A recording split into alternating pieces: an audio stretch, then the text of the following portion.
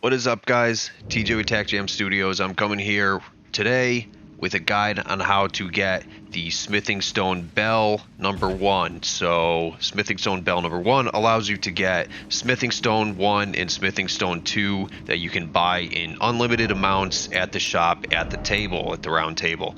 And so, what we are doing right now is I am switching my blade to a two-handed heavy great sword, and the reason why we're doing this is because the enemies in this tunnel are very immune to slash attacks. So you don't want to use a weapon that has slash. You want a weapon that is either more blunt force or something with piercing.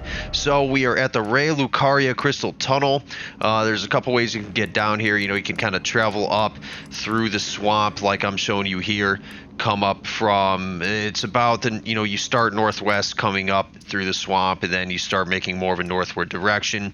It's hiding pretty much where this ledge is over there. It's fairly easy to find. Once you make your way down here, you'll find a lift, and there's going to be a site of grace right outside the front. So what I'm going to do is I'm going to walk through this tunnel with you guys to show you how to get through here. I'm pretty high level at this point, so these enemies aren't going to be as much of a threat to me. Maybe you're a little bit lower of a level, and this is going to be more time consuming. Just be prepared for that. Make sure you're fully stocked. Like I said, make sure you're using a double-handed great sword of some sorts or something with pierce. Don't use anything with slash. The Uchigatana will not get you far here if you pick the samurai build.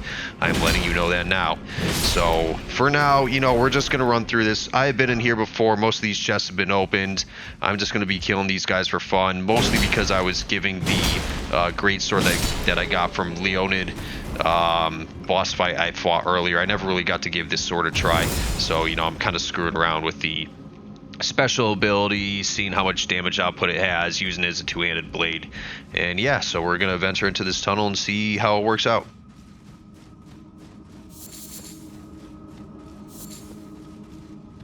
So the one thing I do recommend, if this is your first time coming in here, is just pick up all the crystals on the wall. You're going to want them for crafting the really good crafting tools, making multiple different things that can benefit you along the way. Don't be shy, pick them up. They do respawn after some time, not like the smithing stones. You will also find smithing stone deposits in here.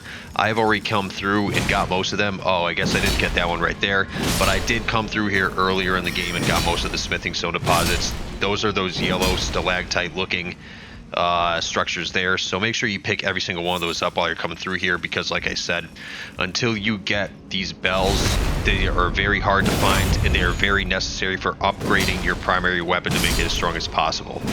So basically what I'm doing right now is I'm just running around picking up all the crystal shards I can get, cracked crystals, and making my way down through the tunnel.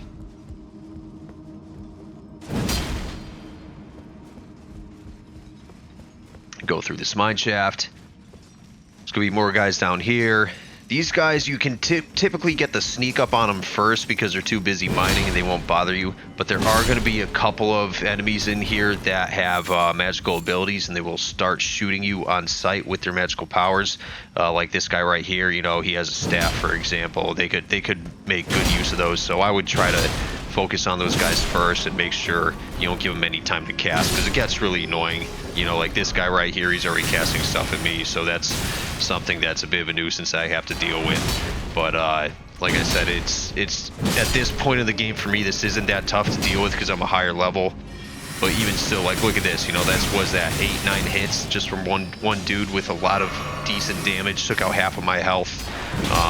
So you're just gonna want to be aware of that and make sure you keep your guard up. Be aware of your surroundings as you make your way through this.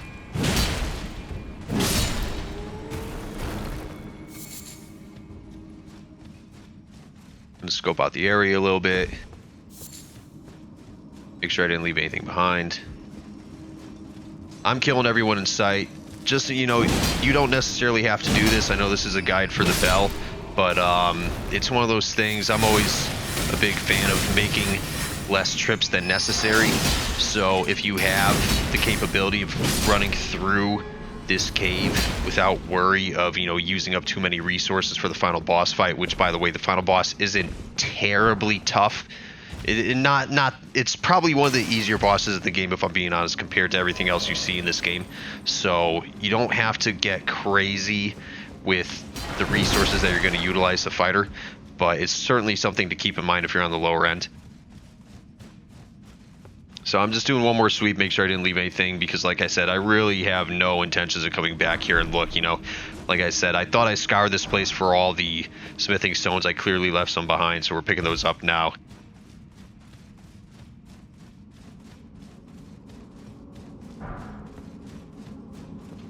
Just gonna take the lift down.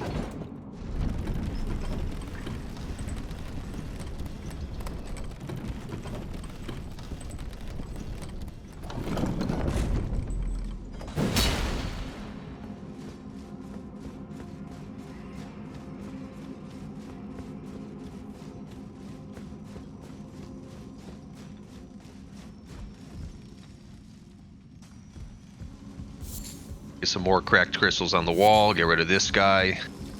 Don't even worry about it. There's another smithing stone there. I clearly was not very detailed when I ran through here the first time. I think I just did a quick run through, picked up whatever I saw immediately, and just got out. Wasn't really interested in fighting anybody. Just make sure this mage here has his, he's walking the same direction as he is in this video. He doesn't see you, because otherwise he could be very annoying trying to hit you with spells while you're crossing over that thin bridge. And if you fall, you're kind of gonna be screwed. I actually got stuck here for half a second, started panicking. Luckily nothing happened, but...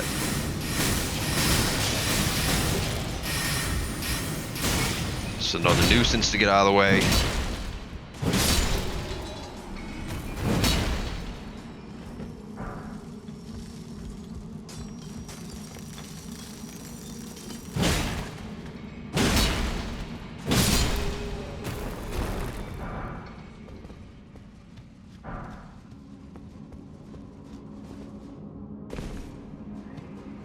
Picking up all the smithing stones I can, because like I said, this bell bearing is only for smithing stones 1 and 2.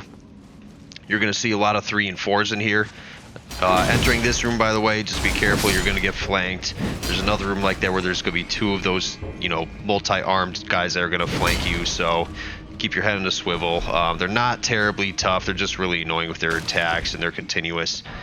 So if you're not prepared to dodge or roll out of the way, you might lose a decent amount of health. You know, obviously no one wants to get killed. There's the other 2 flanks I was talking about earlier. The arrows can certainly get obnoxious, but you know, these guys are fairly easy to take down. They don't have any insane armor or any insane abilities like that.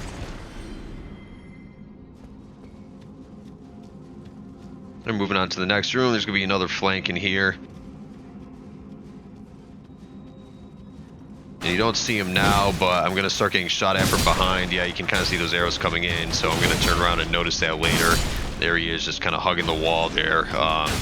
Just keep that in, you know, if you're coming into this room, I would look at that first, kill that guy to your immediate right first, and then worry about it. I definitely remember not opening this chest.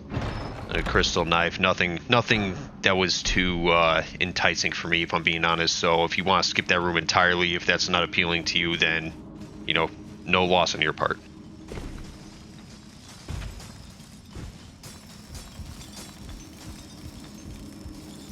Here we're just continuing through. It's still a pretty sizable cave, honestly, for a somewhat starter level cave. I would say like high-end starter, like just starting to get into the middle of the game kind of deal. The enemies, like I said, are not tough. They're beefy. They have so much armor to them because they're made off crystalline structures, so you really need that blunt force trauma to really get through their armor structures. Slashing, you'll be fighting this guy until next Tuesday. Even here, you know, I'm a pretty high level at this point. I think I'm over 100, and it still took me several slashes just to bring that guy down. Granted, my greatsword that I'm using, I haven't upgraded it. I'm just kind of screwing around with it. It's a very low level in terms of smithing stone upgrades, but just the fact that it took me that many swings to bring you down should give you a sense of how tough these guys really are.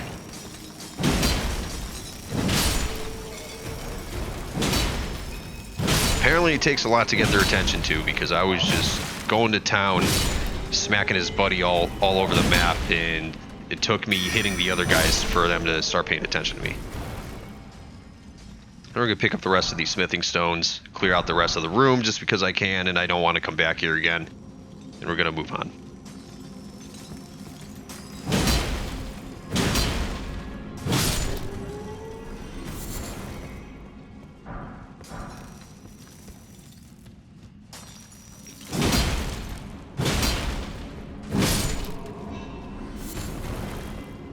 Alright, I think that's pretty much it for this level. We're going to check this one tunnel real quick.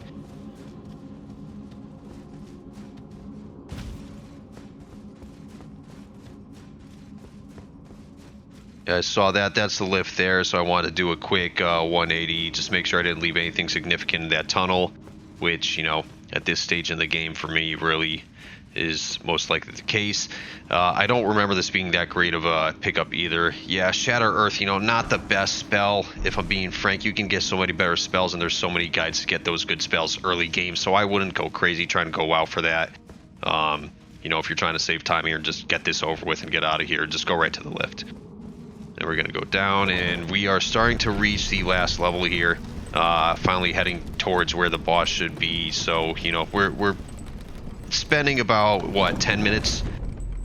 A little over 10 minutes here just to get through this cave. But it's definitely worth it. You're going to want to be able to buy these smithing stones without any sort of restrictions. You know, once you get this bell, you can buy as many as you want as long as you have the runes for it. Obviously, if you know a good place to farm runes, and that basically means you can get unlimited whenever it demands so. And yeah, so, you know, here I am. I'm messing around with my equipment because I don't really know I'm going to face.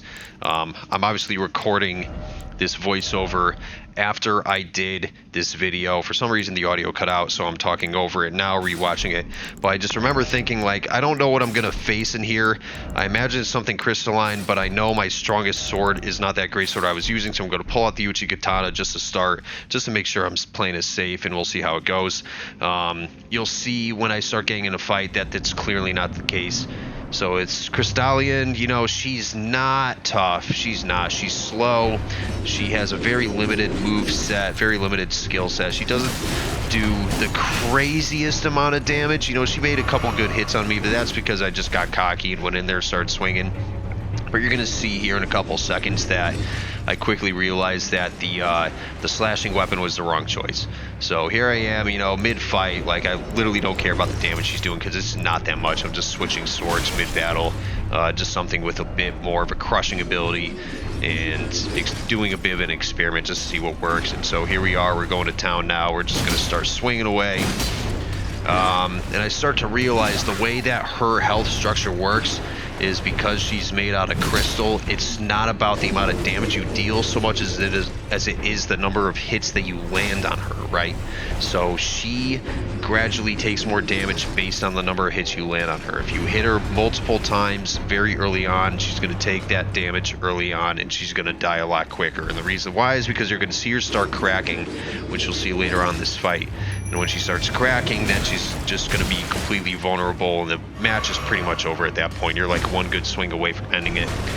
Really not something you have to worry about from a boss standpoint. I mean, you're going to face way tougher bosses pretty much all over the map. So this should be a fairly easy bout for you guys. Just make sure, you know, you stay focused. If you have a summons, use it to your advantage. Let her tank. You know, again, now at this point, I'm just screwing around with weapons, just trying to see what works best. Realizing that she has that armor ability that just scales based on how many times you attack her. So I just said, all right, screw it. Let's just go back to the great sword, and we're going to have some fun with this. And dodge her little frisbees that she's throwing with you. We're not here to play disc golf today. We're here to get some rune bells. There you go. She's going to start taking heavy amounts of damage, start cracking, and at this point it's like 2 or 3 more swings and the match is over. And we'll smell you later. That's it. That's game over. And that's it. That's all you have to do. You know, she will drop the Smithing Stone Miner's Bell bearing 1 just from that battle.